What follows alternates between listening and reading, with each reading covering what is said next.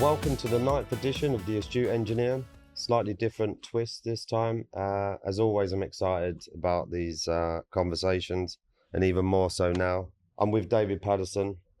David is a man of many years' experience, 37 years in the Royal Australian Air Force, former commander of the Combat Support Group. And as you listen through, you're going to find his journey and pathway has taken different directions. So, Paddo, welcome. Great to be here, Mark, and really looking forward to exploring veterans education and our partnerships with Astute. So, Okay. Thank you. Yeah, 37 years in the Royal Air Force. Explain a little bit where that journey started and how you got through. Yeah. So, Royal Australian Air Force. Sorry. Good point. Cut? No, we'll carry on. Right?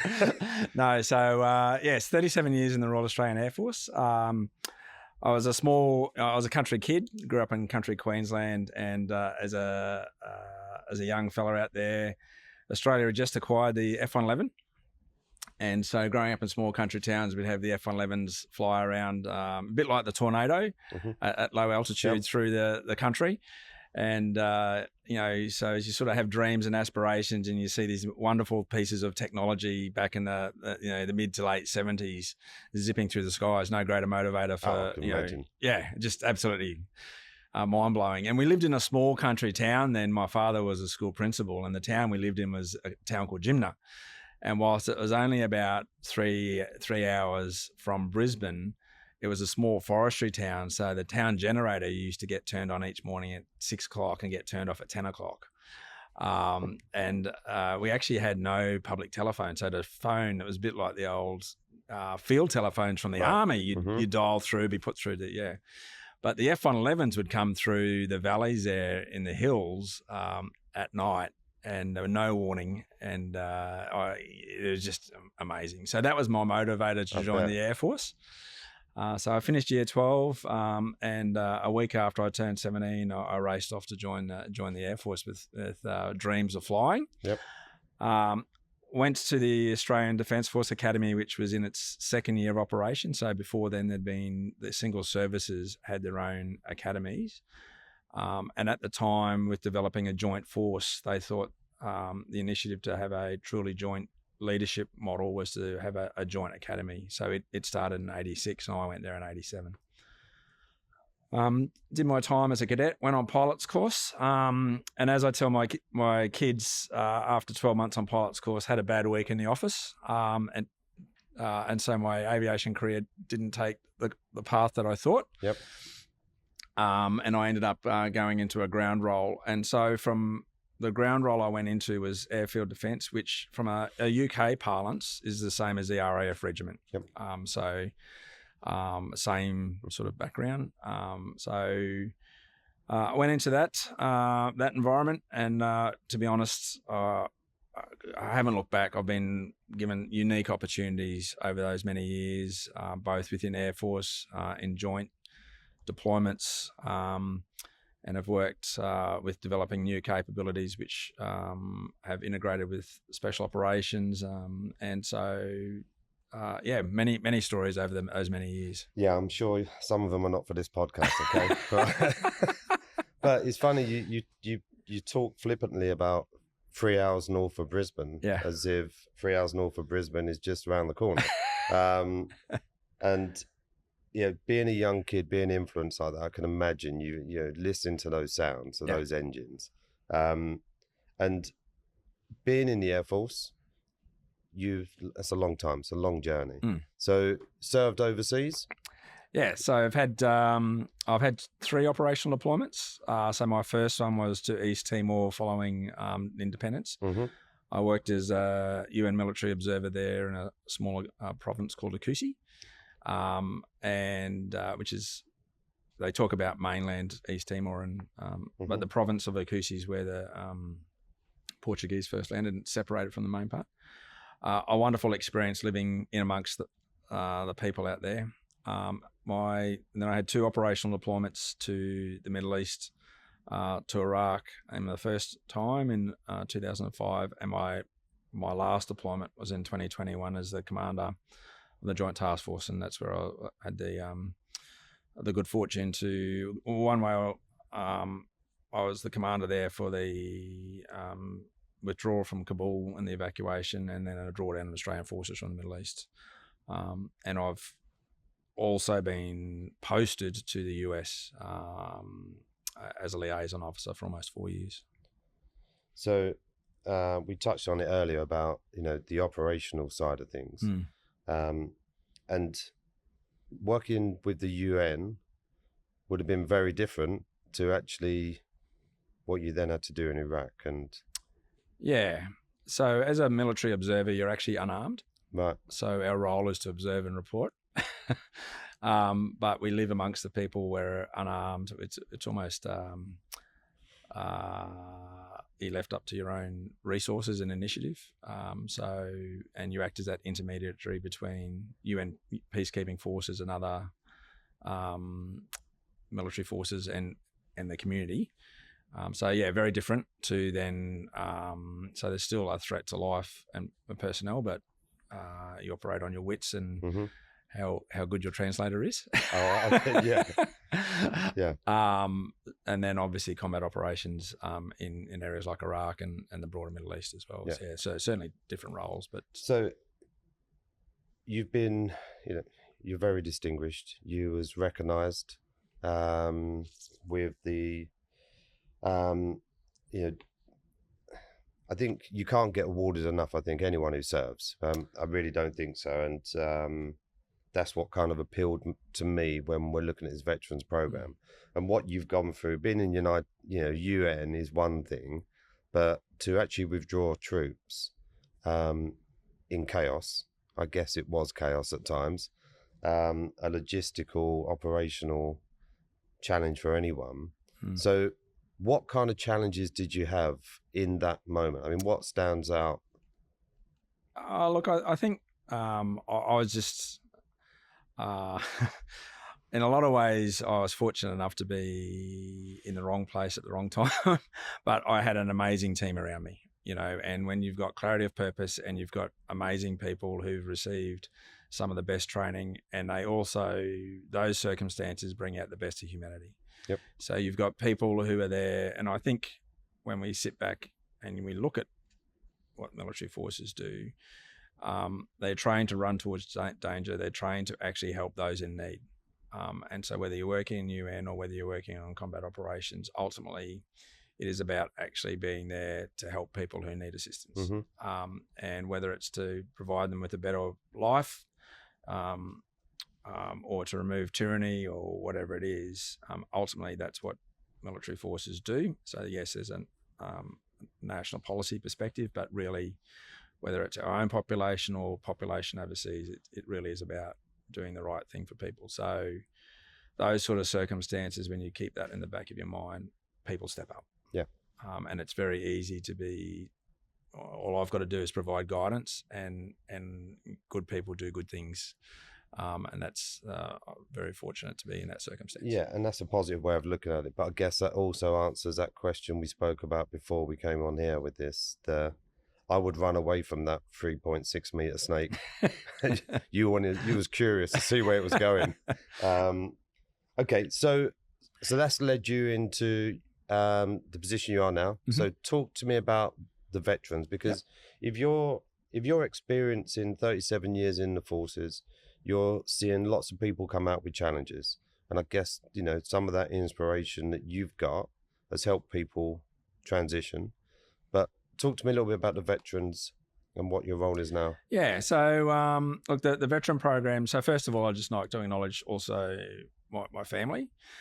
So my wife, she was a sailor in the Navy for almost 10 years, and she served also in East Timor in the Middle East. In fact, she went to the Middle East on a Navy ship when the invasion of Iraq occurred in 2003. So she was there. She went there before you? Yeah, right. She did. And she went to Timor before me too. Right. It's a bit of a running joke in the house. I can imagine. But she worked quite closely with UK forces. Special boat services were embarked on her ship. And our son Will has joined the army just over 3 years ago. But when it comes to the veteran program, it really is about providing pathways for those who do serve and have served to both find opportunity and realise their true potential after service. Mm-hmm. And for me, it really is just a continuation that our workforce and our people have always been something which is near and dear to me. And for me, to provide them with those opportunities to build on those skills and attributes and values that they gain whilst in uniform and translate that into effective community integration. But also, for me, wearing the uniform is the start of serving your nation. Being successful after service is actually the true translation of service to goodness afterwards. Mm-hmm. So it's a translation of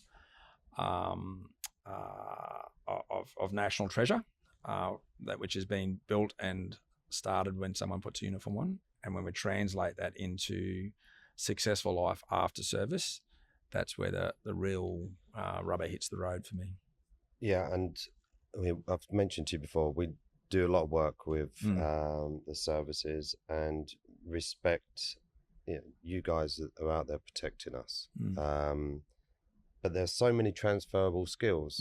And so where do you see, like with the veteran program that you're leading now, do you see the challenges in, the adaptation and transition back to the civvy world? I mean, how is it a mental health issues? Is it, because it's not physical and there's lots of skills you learn. So where do you see the real benefit here? Yeah, and so I think the Veterans Program is a real opportunity to celebrate the value that veterans bring to community. There is some narratives out there which talk about the broken digger. So whether it's physical or mental injuries, and that does exist. It's real. Yep. But at the same time, we can provide pathways for rehabilitation for those who may have a physical or mental injury, and for those who don't, let's actually celebrate what they can bring to our industrial base and our respective countries. And so for me, this is we provide them pathways to get after tertiary education in whatever field they choose. And so we provide them with an environment where their skills are recognised through recognition of prior learning or credit, so the acceleration towards a tertiary qualification. And so we don't, they are not confined to particular areas of study, but naturally there are some areas where they may get more credit or RPL than others. So for example, business, the leadership and the work ethic that someone may acquire whilst in uniform, business, as they look at studying business, they will get a lot of credit and recognition of prior learning towards a business degree. I'm doing environmental studies. I didn't get too much credit for environmental studies, funnily enough, but I'm okay with that. But the veteran program, if someone in my circumstances, if I was, a student, and whilst I'm head of the veteran program provides me pathways and points of support if I am having a tough time as a veteran. So, and whether that's advocacy, whether it's guidance, whether it's mentoring, beyond what a normal student would get. Well, I quite liked, one of the stories you mentioned before that sort of led us into the place we are today, I guess. But the fact that you've got young guys and girls who've left school with no qualifications, gone to served for many years, built up life skills, but then they're going to struggle then to go up head to head with somebody who's got a degree or years of education. So is that the gap we're trying to bridge here? Yeah, definitely. And so we've got a young infantry soldier. He's actually still serving. So he had been, you alluded to, he had not completed year 12, had not finished his final years of schooling. He's been an infantier for 4 years. We looked at what he had done as an infantier. We've been able to take 12 months full-time or 2 years part-time off his Bachelor of Computer Science. So this young soldier has now just completed his second year part-time of his computer science degree. He's been supported by his chain of command. His education has been paid for by Defence, but he is now well on his way to having a Bachelor of Computer Science and contributing to the. Now he may stay in at the completion of his degree in a year or two's time, which is great. So it's a retention tool and delivering capability to Defence and Army. Or he may commission to become an officer, or if he does get out, he will now be successful in the IT industry in Australia or overseas, right? But he has been set up for a pathway to success, as opposed to, potentially being put, pigeonholed into being a labourer or something else. We've recognised the skills and experience he's got. And I think, I'm not sure if it was yourself or Toy, certainly somebody had mentioned, or I've read about it. What you're trying to do here is to flip the coin from surviving to thriving. Correct. I love that. Yes. I absolutely love it. And creating pathways for people isn't just about pathway for the future for them, for vets. You also then people who are serving to know that they've got opportunities. Yes. And I think it's amazing the work that you're doing. Yeah. So why Griffiths? So Griffith has so it's got a number of programs and it also sits well with me, its value proposition.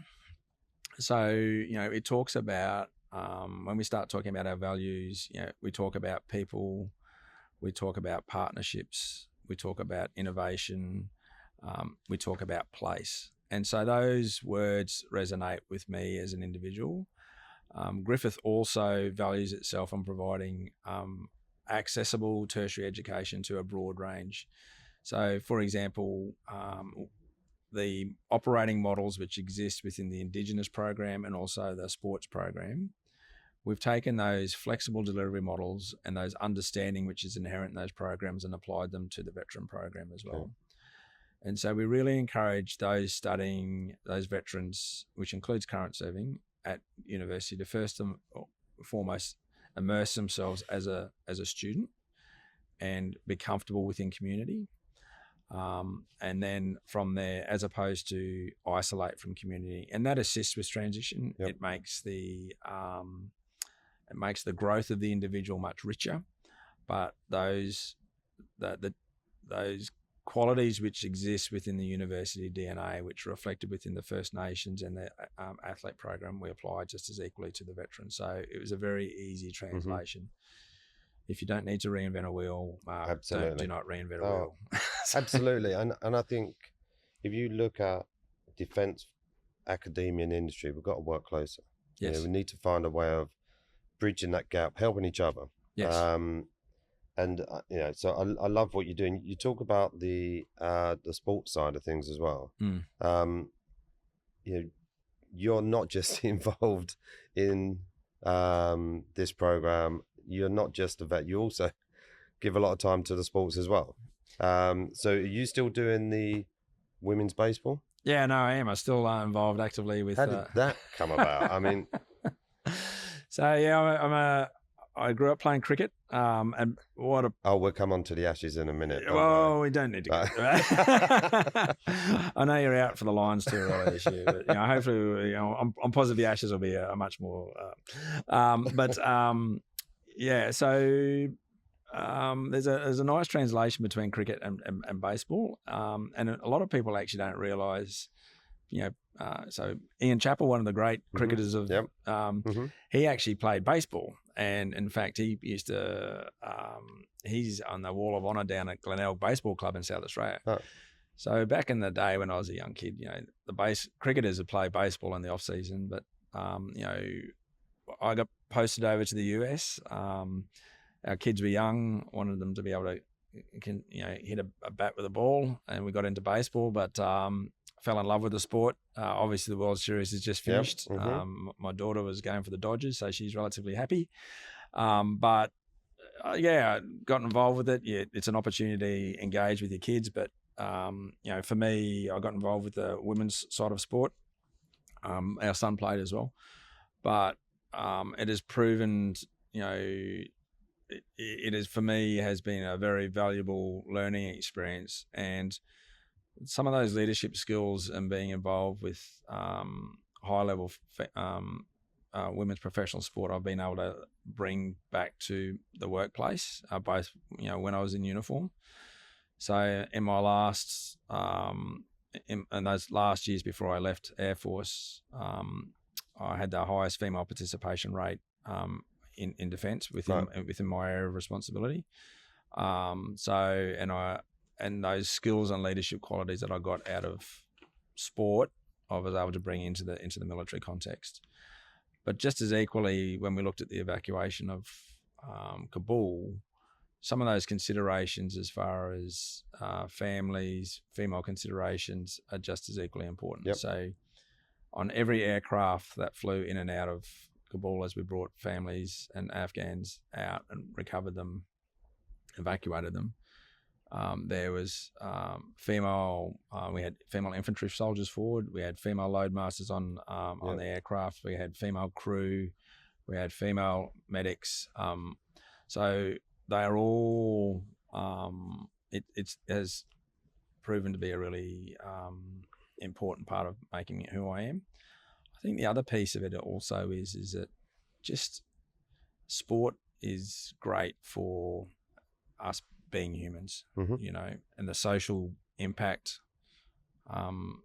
Sport in Australia is very, very important. Teamwork, leadership, common good, being decent.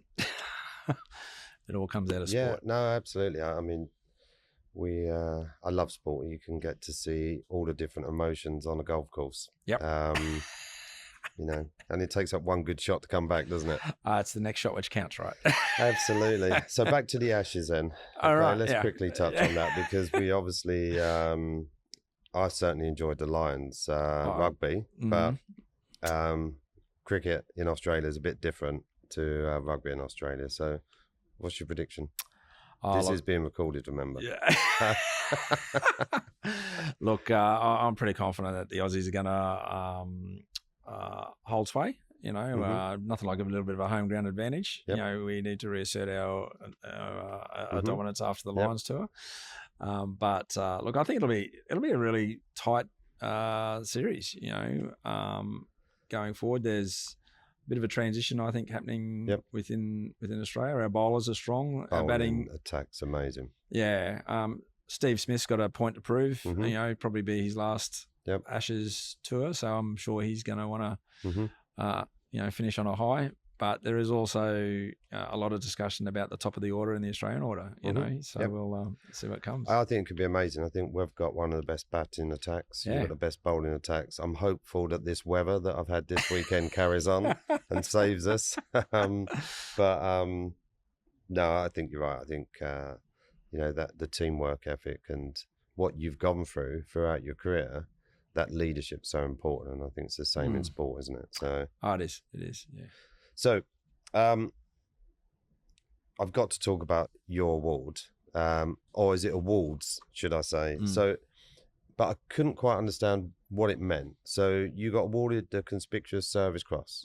What does that actually mean? So I was awarded the Conspicuous Service Cross for the work that I did in modernising the Australian Special Operations capability. So that was a recognition of the work that I did, both within, I was the Director of Special Operations Development, so we've got a number of projects approved, one of which is $3 billion over 20 years. And so that the impact that will have across many years within Special Operations in the region is reflected in that award. As with all those awards, they are team efforts, and so I do feel a little bit uncomfortable, to be quite honest, to be awarded and recognised through that, because there's many, many people that I had the good fortune to work with, and so they are very much reflective of a team effort, and I think they're hard. Yeah. And from what I've known of you, I can take that on board. I mean, but somebody needs to be recognised, and you as that person. It's nice that you're holding that medal in light of many people, but with that transformation, the digital age we live in today, did AI play anything thought process into that, or? So that award I received that back in, I was for the work I did in 2019 and 20. It's sort of, AI was just really starting to catch on. Autonomous systems were really starting to take grip. I don't think we really appreciated at that point in time the opportunity which existed within artificial intelligence. We had an idea, but the way that program was set up, it's an iterative and adaptive model when it comes to acquisition and to be at the leading edge of acquisition and new technology. So that money which is in that project will adapt to those new technologies, of which AI is but one thing. So it was a new model when it came to acquisition, which is needed in special operations, where you're always operating at that leading edge of technology, and so that was sort of the difference with that program. I mean, we don't know what AI might bring into the defense world, but it's here, right? Oh yeah, absolutely. It's changes afoot, I guess. But when I look at you, I normally ask people on these podcasts about people who are inspirational to them. Family is clearly very important to you. And I would say you're an inspiration to many, without you maybe not knowing how inspirational you can be. Because I think doing what you did, the service you gave, but to follow that on and continue to give back, I think is amazing. Thank you. So, but give me some inspiration. Who inspired you? So it's actually the people who've had the misfortune of working with me. That's a big list, right? Yeah, it is a very big list. But look, for me, my father is probably. I look back on Dad. He was a school principal in small town, and then larger schools. He never expected something of his staff which he wasn't prepared to do. And as a young kid, I remember growing up, the ablution block at the toilet would be maybe blocked, and my father would be out there as a school principal unblocking the sewage system. And so I've very much taken I've learnt those leadership skills off Dad. He was in a one-teacher school in country Queensland. That schoolhouse is actually now on Griffith University as a training school. Oh, wow. I didn't realise that until I started at the uni. Right. Oh, okay. So there's a bit of a 360 think moment there. But just as importantly, the people I've worked at within uniform. So if I had an example is, if I had an idea and I needed to communicate with the workforce, I'd draft my communique. And whilst I would talk to those close to me, I would take it out to them. I'd go and find the most junior, aviator, soldier, sailor, depending on whether I was in a joint environment or not. And I would give my intent to them to read and ask for their feedback back before I would actually broadcast it. And now it takes a fair bit of trust from them because I ask them to be open and honest. Right.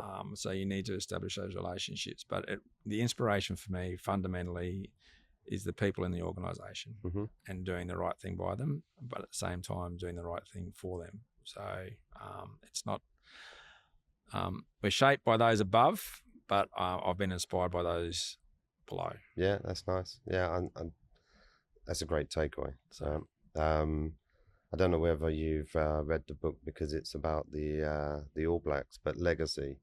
I take that on board and try to share that with others. So one last thing then, book, what would you recommend?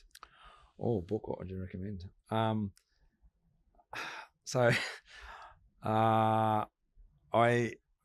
recently finished, and I'm not to be quite honest, I don't read a lot of military books these days, but Stanley McChrystal's just put out a book on character and really interesting insight into leadership and a pathway. He discusses openly his fall from grace. He does a little bit of a conversation about American politics. He talks about family, but it's for me, there's some great takeaways in that. The other one is Harry Moffat. the fourth pillar. That's a Okay.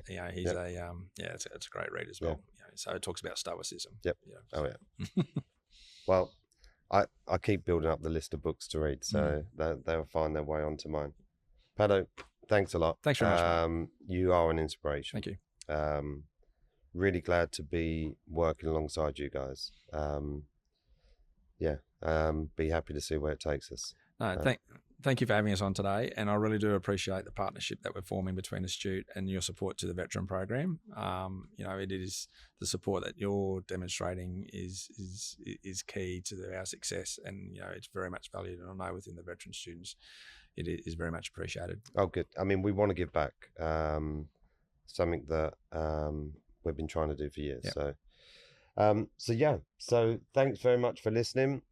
This is another podcast from Down Under, and outside the Indo-Pacific exhibition in Sydney. I guess I need to get back there at some point.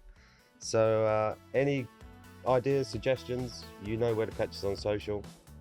Thanks for listening. Thanks, Mark. All right, brilliant. Thank you. Well done. Thanks, mate. Yeah, thank you.